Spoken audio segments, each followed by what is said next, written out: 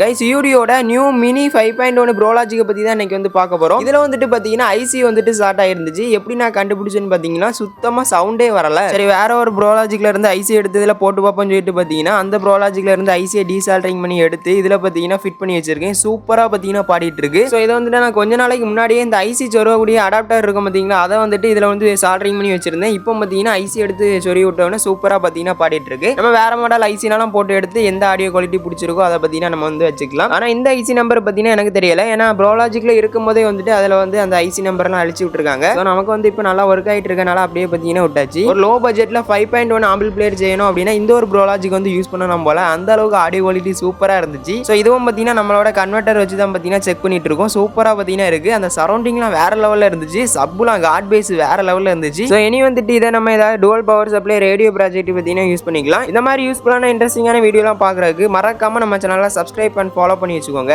Next ஒரு இன்ட்ரெஸ்டான வீடியோவில் சந்திக்கலாம். Bye guys.